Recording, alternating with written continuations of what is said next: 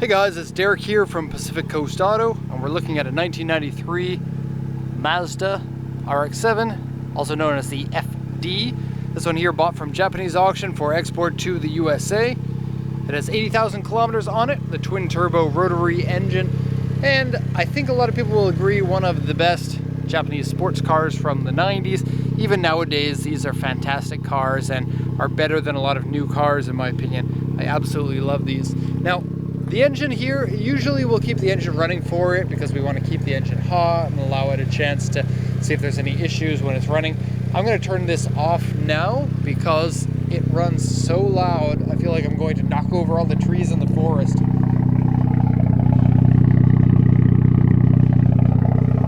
And in real life it feels a lot louder than that. So off goes the engine while we check the rest of the vehicle. There isn't an issue with the engine. I did take it for a drive. It boosts really nice and strong. These can be pretty fast cars even in stock form. And part of what makes them so awesome is the really amazing steering feel and handling, as well as a very lightweight engine. The rotary engines are very small and very lightweight compared to regular engines, and you get a nice weight balance front to rear. You get a really good looking car. This one's been modified. Body-wise modified, mechanically not modified, which is kind of what you want in an RX-7 because, you know, reliability is an issue with these engines, and you do have to keep that in mind if you want to get one because, you know, it's not like they are inherently terrible.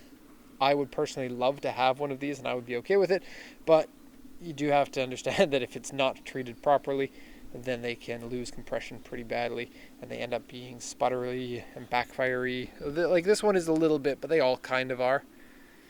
But still, good condition vehicle all around. So I'm going to be walking around the vehicle, showing you the condition, comparing it to the auction inspection sheet, and we'll take it from there. So yeah, the engine runs smooth and nice. It's easy to start, doesn't have issues with flooding, which is another thing you have to watch out for the FDs. It seems like you'll still be able to run this for quite some time before you have any mechanical issues or wear issues with the engine. And so I'm pretty happy with that. 80,000 kilometers is fairly low still, I would say. So cool. We have tape modification. Yeah, very nice. On the air box there, really nothing to worry about except for the looks, I suppose. The stock intercooler piping here. It runs a tiny little intercooler. It's the original one. And look how far back the engine is. The entire engine finishes here. That's less than half of the way through the entire hood. It's kind of funny, you can kind of fit an inline 6-cylinder in the engine bay if you don't mind cutting the hood open, like people do it with 2Js and RB25s and stuff like that. Or you can do V8, or basically anything you want. But the rotary engine feels very special, and it's part of the charm of the vehicle. Okay, so gonna close the hood. Coolant, it looks like it needs to be changed. Oil is a little bit low, so I would change that as soon as I can and give it a nice test drive because it's so fun to drive these. The amount of power that it gets is not overwhelming. It's very usable though on the streets, and so that's what I like to hear. That's the kind of car I like to drive. Okay, quick peek of the vehicle in all of its black with yellow accent glory. And the vehicle's been raised up from our mechanic. Otherwise, he wouldn't be able to ship it. It was like 4 centimeters off the ground when we got it. Thanks in part to a front bumper that's not mounted properly, but I'll get to that in a sec.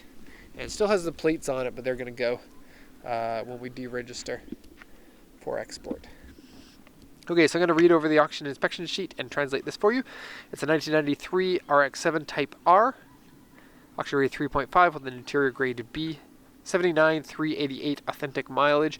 When you buy from auction, you always know because there will be a star here for inauthentic mileage. Still has current registration on it, and so the registration is until 2019 May, and so in 2017 May it went through the inspection and passed. You have to get the inspection every 2 years, and part of the reason why Japanese cars stay in good condition because you have to fix anything that's wrong every 2 years minimum. 5-speed manual, power steering, power windows, purchased from user, adjustable suspension on it. That's how we could lift it up. You can just get a suspension wrench and then set the height of whatever you want. You can see lots of wheel gap there and very, very tiny tires on this one actually. It's a 35 series tire, but also well stretched onto those rims. And I can show you more in a sec. 18-inch wheels, aftermarket rear spoiler, aftermarket Navi with TV tuner in it and a spare key. And then here's what the auction inspector said. He said, right retractable headlight doesn't work. So when you try to pop up the headlights, this one pops up and this one doesn't pop up. And then it comes with a little screw in there that you can do with your hands to pop it up if you want. But that screw has a bit of an issue, and I've never seen this before. But the same one issue affects the power windows, this one retractable headlight, and a seatbelt lamp inside the vehicle. Somebody replaced a relay from the ignition switch circuit with a signal switch. And so, like the signal, it blinks on and off, on and off. Now this relay goes on and off, and it's ruined a few things in the car. Luckily, it's a pretty easy fix, so a mechanic will be able to figure that out in just a few seconds and pop you in the right piece. So you'll be able to, I think, fix this, because if you try to bring it up yourself with your own fingers, the electric motor in it kicks in every few seconds and goes zoop, and then puts it back down into the down position. Very strange, and I've never seen it before. This one seems to be okay. Odd. Other than alignment problems. Wah, wah, wah. Okay, so what else do we got? Seat wear and dirty. Left baffle section is bent. Left baffle section is in here, close to the suspension strut, and it may be part of the reason why freight over here, and so that's where we get a little bit of a misalignment piece there with the headlight. Okay, aftermarket tail lamps, various scratches, dents, and repairs. Steering wheel wear, wheels scratched, power window doesn't work, and the power window is funny because it does work, but it only goes down at the same speed as your hazard lights because of that switch problem. Kind of weird. Aftermarket exhaust with a question mark. Oh yeah, that's aftermarket exhaust. It's big enough to put like a cabbage inside. Okay, looking at the body here, AY3 is really big damage in terms of scratches and cracks on the front bumper. You also have some dented sections here and here. That one's an AU2, so one of them is right here. You can see next to the headlight. And the other one is... where is it? I suppose right here. I didn't actually notice it. Oh, that's not. Yeah, you can push it. Yeah, so the bumper doesn't look like it's attached on at all the attachment points.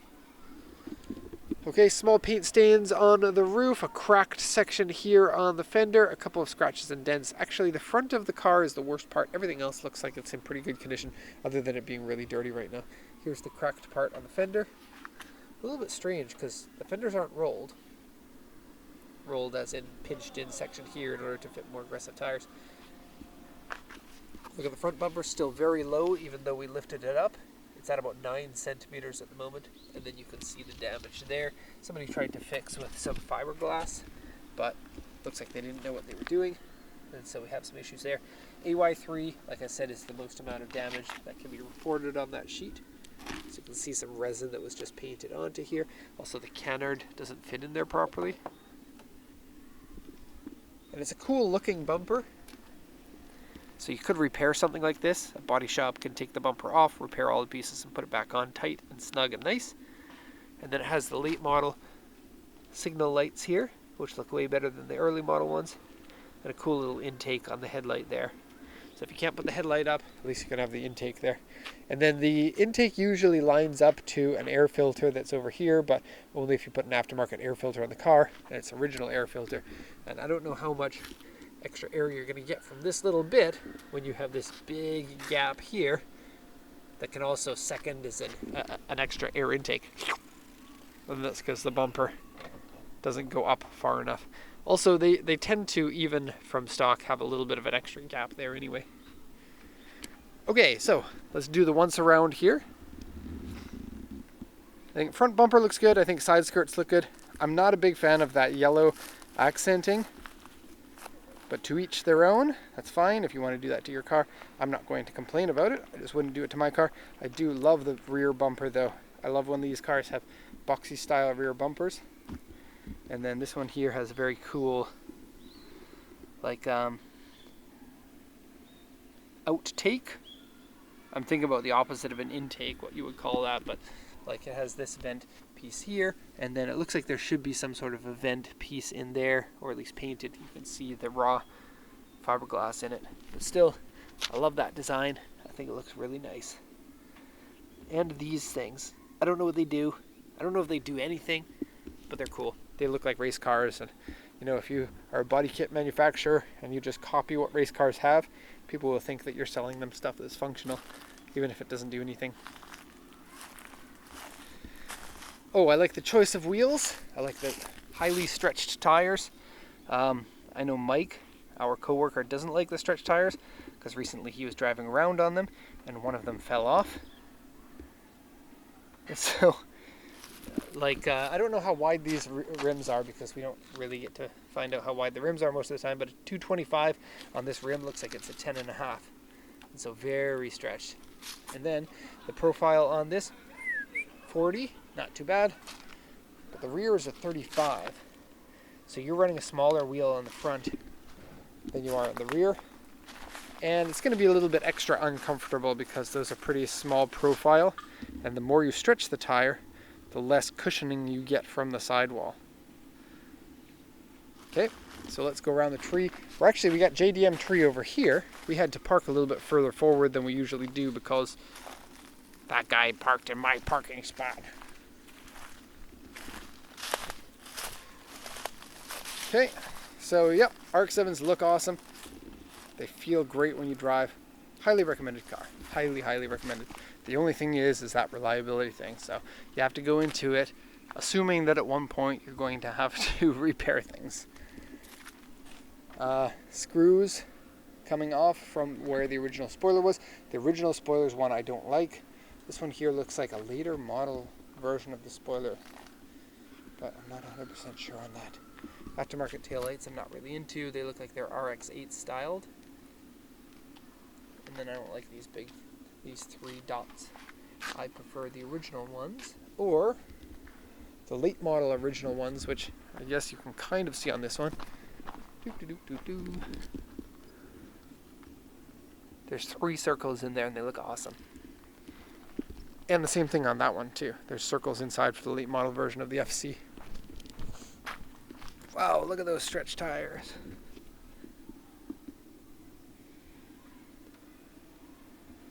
Okay, inside the car. This handle works, which is good because a lot of them don't. On both sides, you have to close properly. If you only close weak style, it sticks out a little bit. Very common issue with the FD. So you have to give it a good push, and then it sounds funny when you do. Listen to this. That didn't sound funny. Sometimes it does, because the doors, I believe the doors are made out of aluminum, which the FC, some of them are. I think all of them on the FD are. Listen to that beeping. That's going at the same frequency as the power windows I was talking about. So it's also affected by it. So cover here is functional. Wow, look what I found. Weird place to put that.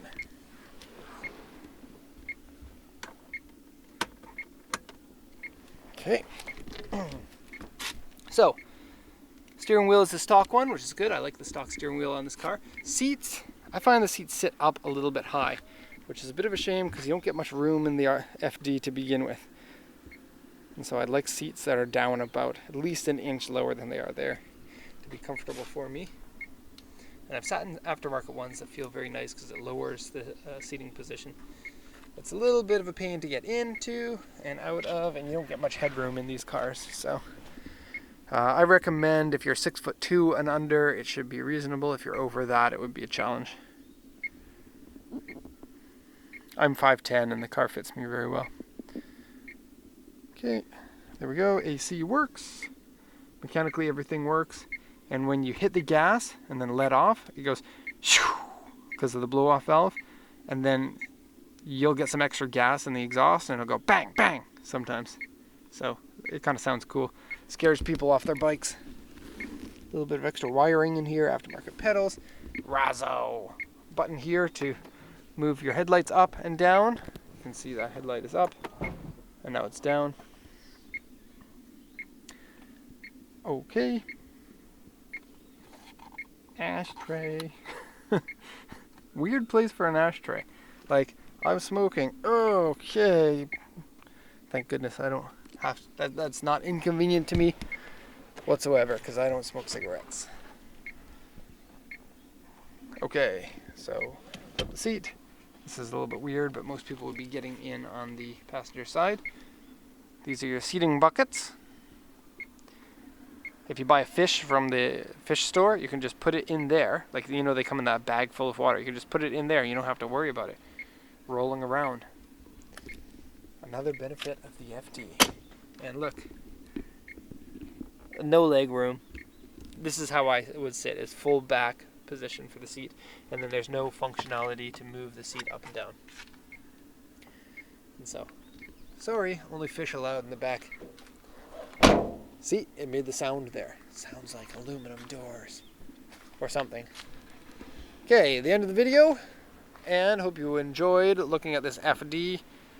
Like most of the cars that are 25 years old, it's going to need a couple of things here and there, but in general, I think that this one's probably a pretty good vehicle. The van here wants to go past. Ah, don't hit me!